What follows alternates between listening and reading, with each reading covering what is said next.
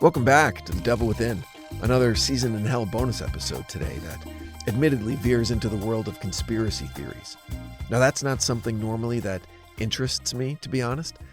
I haven't ever spent too much time investigating the big players in the genre, the Mount Rushmore of conspiracy theories, if you will.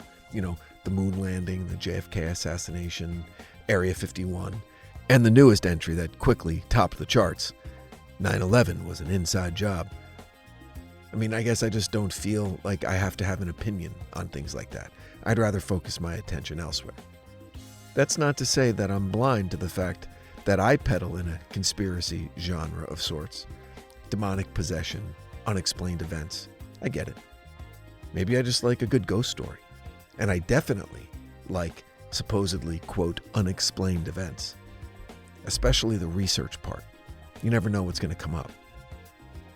Which brings me to today's episode. I had the great privilege to interview some truly remarkable people for the most recent season of The Devil Within. One of those interviews was with Stuart Fillmore, a retired FBI agent with almost 30 years on the job. Stuart retired as an expert in many, many aspects of investigative work, and he was gracious enough to share his expertise on the American Mafia with us. And it was during that interview that Stuart mentioned, mostly unprompted, something that caught my attention. I say mostly unprompted because I definitely primed the pump when I mentioned early on that I wasn't a journalist and that my main goal was just to tell an exciting story. And most importantly, I wasn't afraid of participating in some semi-reckless speculation if he felt so inclined.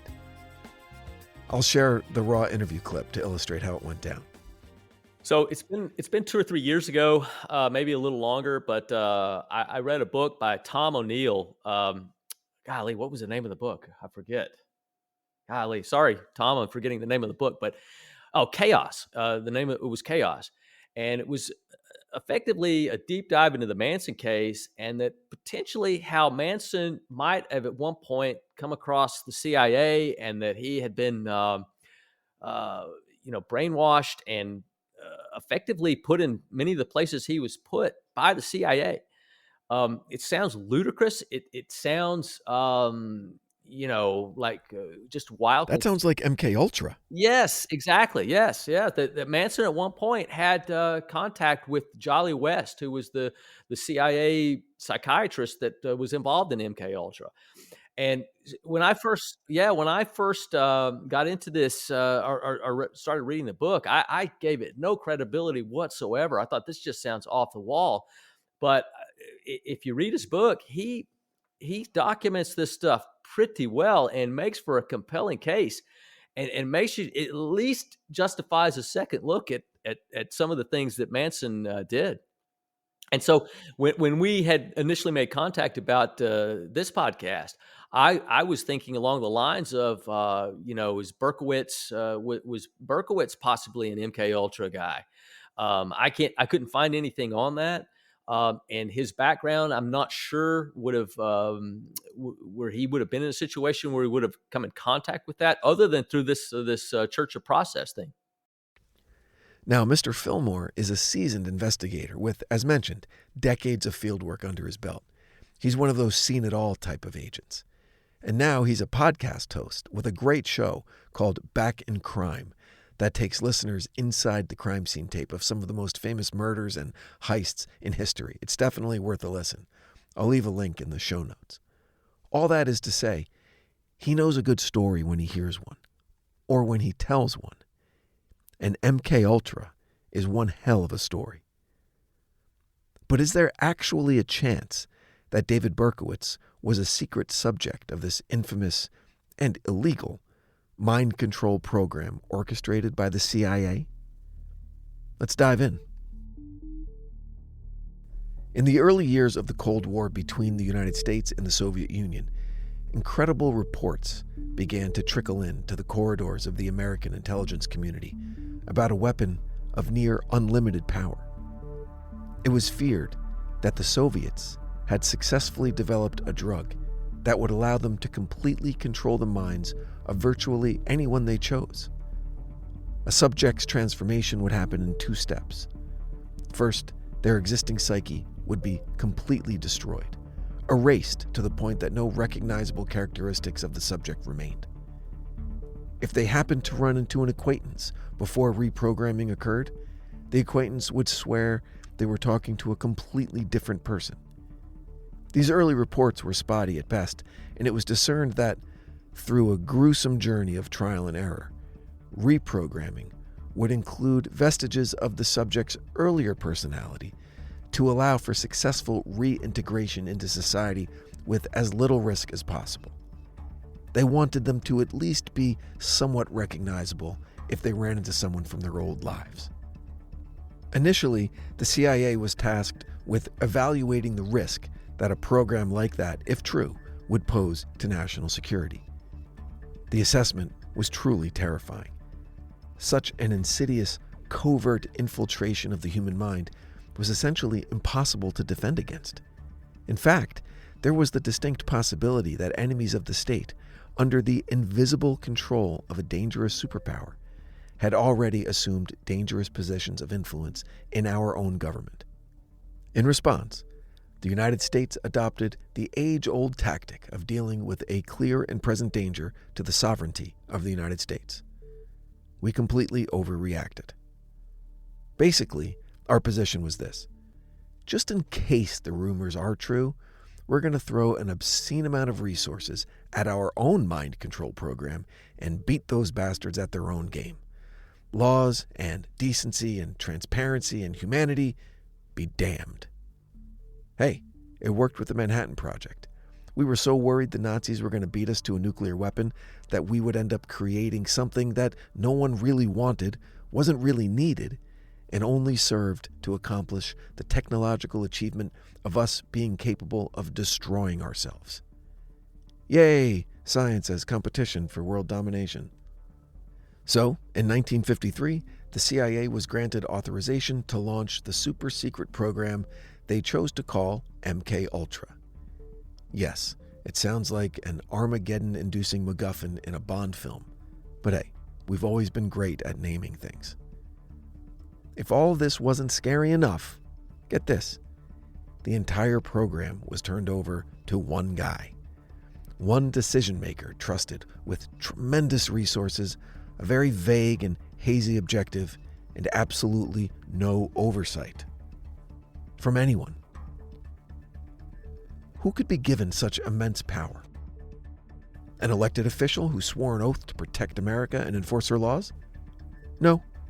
A seasoned diplomat with a long record of leadership and proven management skills? Nope. MK-Ultra was handed over to a CIA chemist named Dr. Sidney Gottlieb. In his book, Poisoner in Chief, author Stephen Kinzer wrote that, quote, Gottlieb realized mind control was a 2-step process. First, you had to blast away the existing mind. Second, you had to find a way to insert a new mind into the resulting void. He didn't get too far on number 2, but he did a hell of a lot of work on number 1. I'm sure we're all familiar with the arms race between the US and the Soviets that defined much of the Cold War.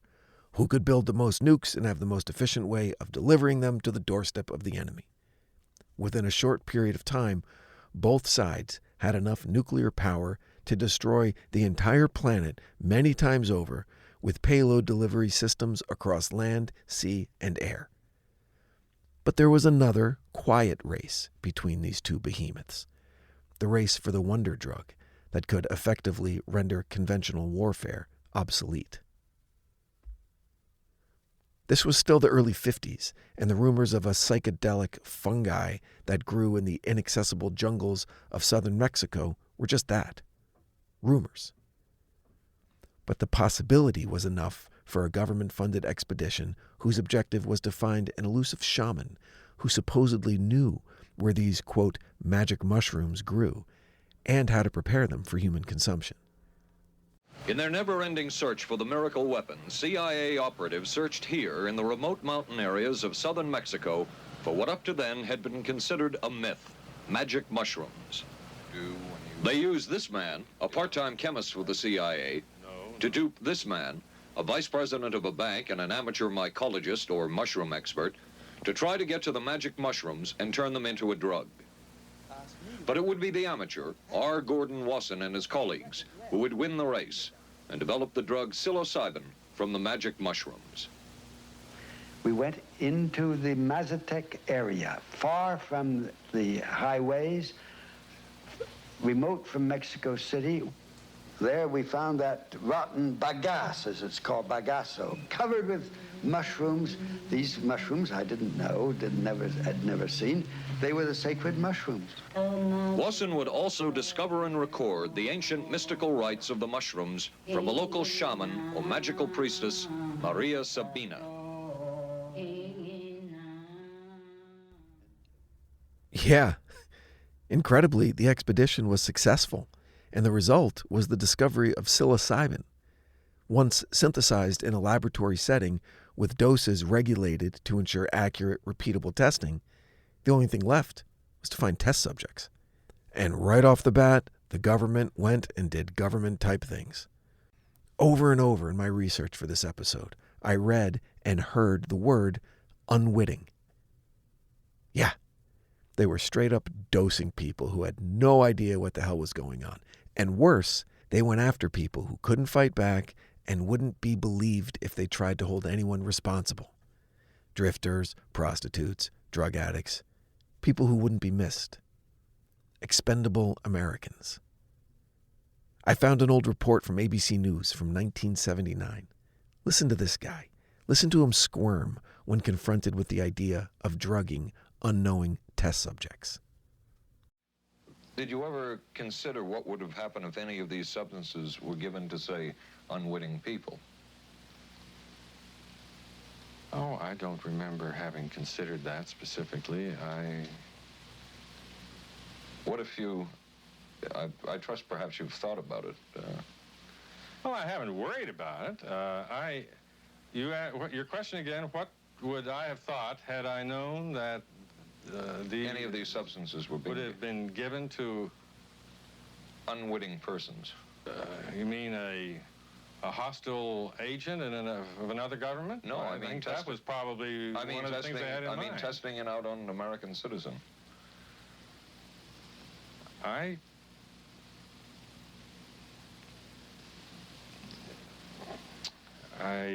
guess I must seem very, very cold-blooded about this, but I don't recall ever having been very much preoccupied with that issue. But many drugs were tested in this way.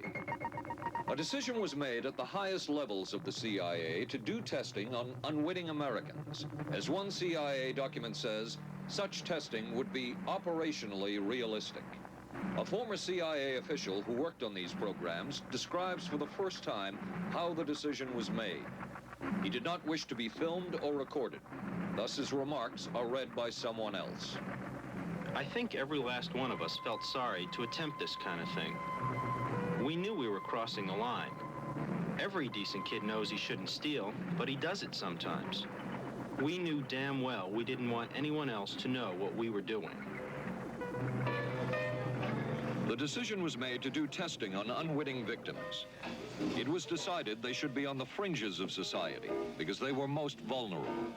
It was the borderline underworld, prostitutes, drug addicts, and other small-timers who would be powerless to seek any kind of revenge in case they found out.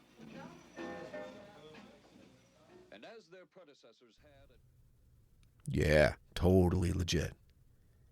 It was around this time that Dr. Gottlieb was made aware of a pharmaceutical company out of Switzerland named Sandoz and a breakthrough drug that had just concluded its human testing.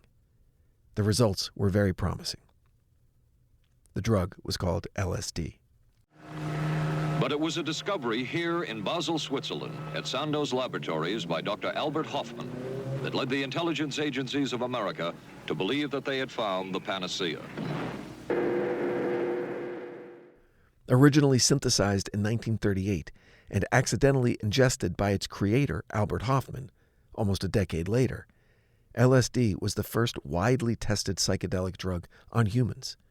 It proved non-addictive, with very few side effects, and induced truly remarkable auditory and visual hallucinations, as well as mystical experiences, amnesia, and ego dissolution. The discovery was lysergic acid diethylamide, LSD. It was one of the first times that anybody had run into a powerful drug that was different than anything else that they knew anything about. John Gittinger, recently retired chief psychologist for the CIA.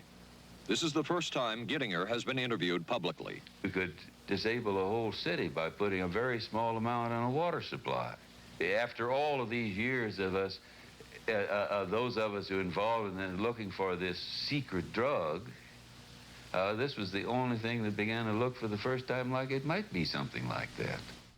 An American military officer stationed in Basel, Switzerland, was gathering intelligence on the new drug and suggested it was, indeed, just what Dr. Gottlieb was looking for, and that there was a high possibility that the Soviets were also aware of the drug's existence. When, a short time later, Sandoz Labs announced it would be making a large batch of individual doses available on the open market, the U.S. stepped in and bought them all. Why? For sex parties, obviously. The CIA's interest in LSD was intense. The worry was that the Russians would get hold of it. Were the Soviets into LSD?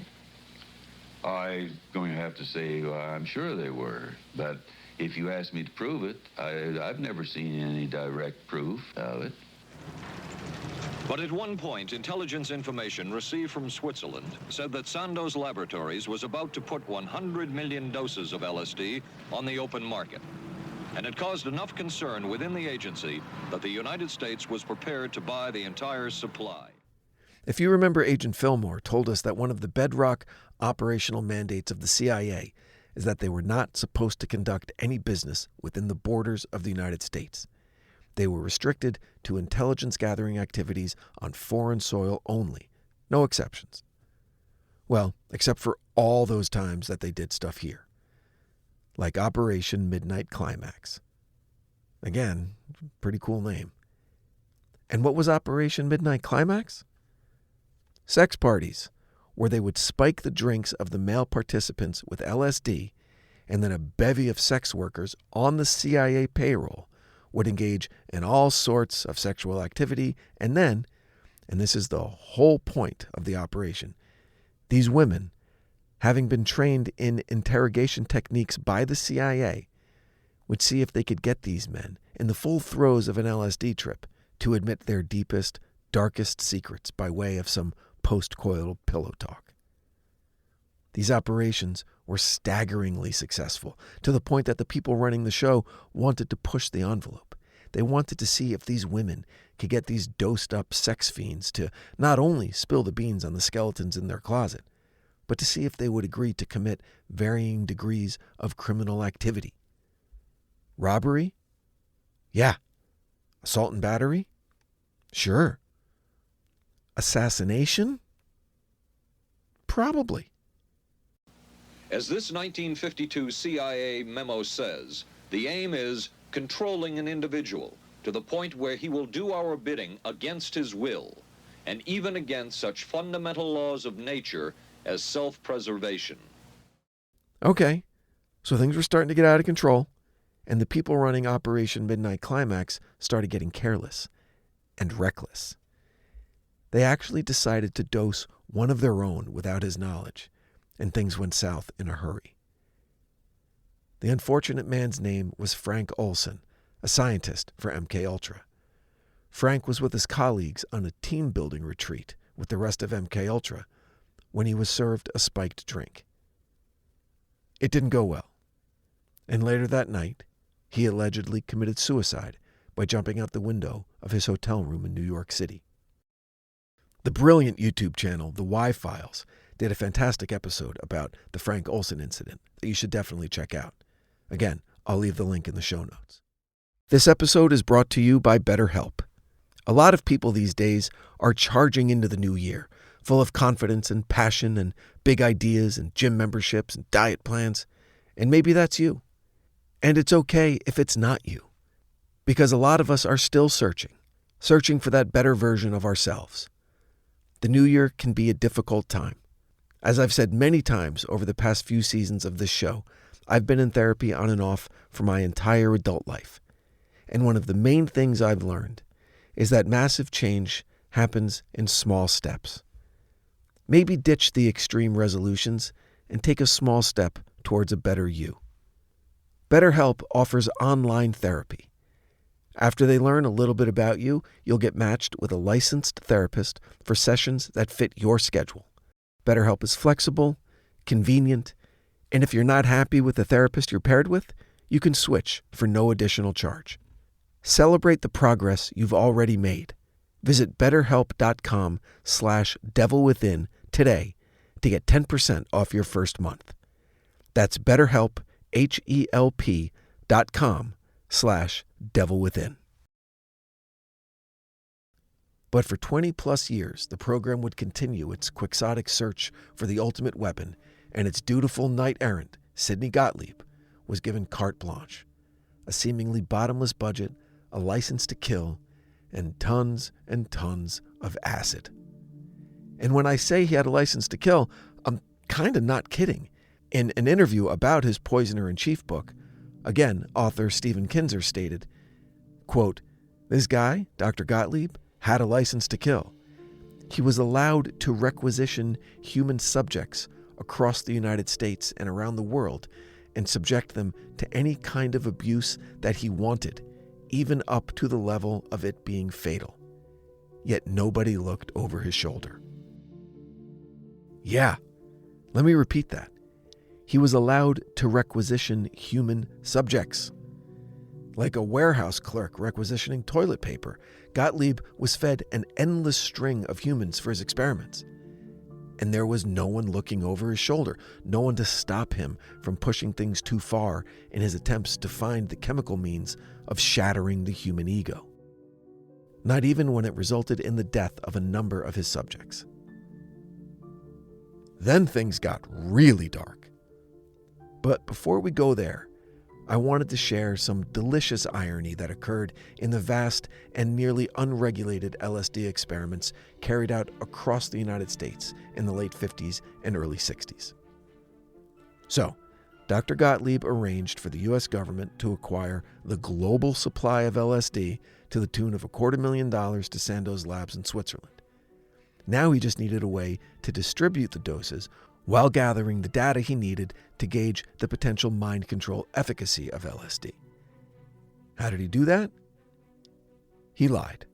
Fake health organizations, bogus research entities, full-on cloak and dagger operations like Midnight Climax, and many other sinister fronts that allowed for widespread distribution of LSD by way of mostly reputable hospitals and clinics across the country. And some prisons and mental institutions. That's where the real shit went down. But more on that later. The irony of the whole MK Ultra situation is this. Ostensibly, Gottlieb and the CIA were working to uphold and defend certain American ideals through the desired ability to control people's minds when they didn't know it was happening, to develop the ability to insert people into the corridors of power in our enemies' governments, where we control their actions. But what they couldn't have possibly seen coming was the fallout of getting LSD into the hands and minds of people like Allen Ginsberg, Ken Kesey, and Robert Hunter. These men received their LSD through programs that were fronts for the CIA and were personally overseen by Gottlieb. The thing is, these guys loved it. Ginsberg, the great American poet, would insist to anyone he met that they had to undertake the, quote, great personal adventure that acid affords an individual. Ken Kesey, the award-winning author of One Flew Over the Cuckoo's Nest, he, along with his group of so-called merry pranksters, would paint a bus in psychedelic colors and drive across the country, introducing what would come to be known as the 60s counterculture to America. Oh, and Robert Hunter? No big deal. He was the lyricist for the band The Grateful Dead, who probably more than any other musical act embodied and glorified the use of psychedelic drugs, and more importantly, took it mainstream. So the very perceived anti-American values that the CIA was trying to defeat across the globe by experimenting with LSD, they wound up creating in their own backyard by experimenting with LSD. It's almost Shakespearean. The darker side of dosing subjects against their will is illustrated in the person of notorious Boston gangster Whitey Bulger. While Mr. Bulger was in prison, he was made aware of an experiment that could potentially cure schizophrenia. Now, Bulger wasn't diagnosed with that particular ailment. The approach from the people running the program appealed to the inmate's sense of altruism, and maybe some perks on the inside that would make his time go by a little faster. Bulger agreed to volunteer for the program, which consisted of him taking LSD every day for a year. Eventually, Bulger got wise to the fact that the program had nothing to do with finding a cure for anything. He was just a guinea pig at the mercy of government-funded maniacs who were actually trying to induce the complete breakdown of his mental faculties. Years later, and with the full knowledge of what had happened to him, Bulger vowed revenge on the doctors who fed him LSD day after day after day. I'm not sure if he ever made good on that threat. But easily the most disgusting and morally reprehensible aspect of MKUltra was the open alliance with the madmen from the Japanese and German concentration camps of World War II.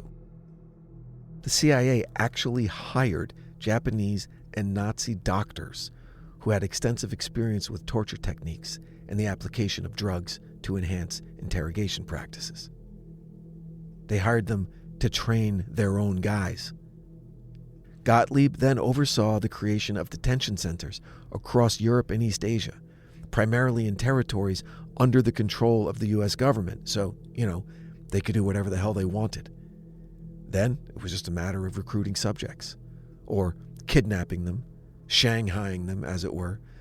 Look, it's a lot easier to torture someone if you're told they're an enemy of the state or an expendable asset. Foreign spies, prisoners, traitors to the cause. Whatever got them strapped into the gurney and dosed up. Eventually, after untold suffering and loss of life, Dr. Sidney Gottlieb would concede that mind control was, in fact, impossible.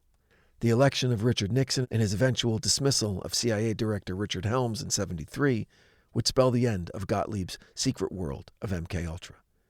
The program was deemed so secretive that, upon its shuttering, Gottlieb himself drove out to the CIA records facility and personally oversaw the destruction of all evidence that MKUltra ever existed.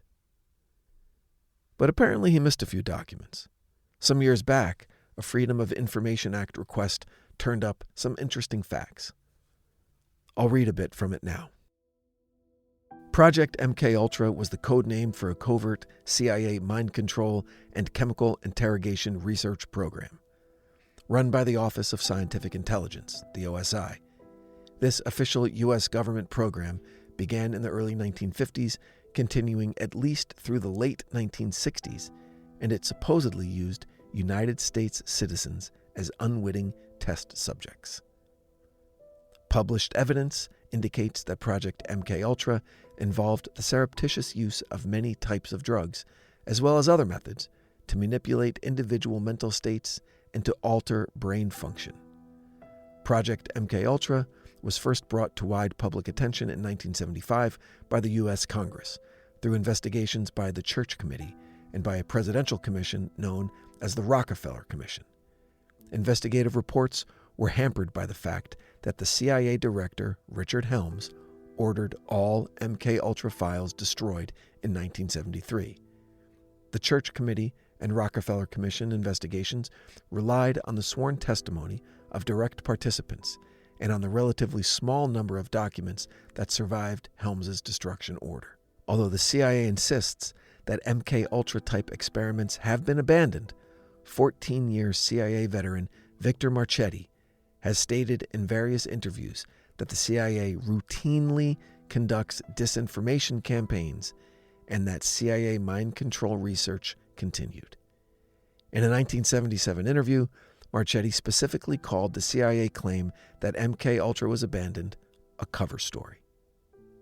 On the Senate floor in 1977, Senator Ted Kennedy said, "The deputy director of the CIA revealed that over 30 universities and institutions were involved in a, quote, extensive testing and experimentation program, which included covert drug tests on unwitting citizens.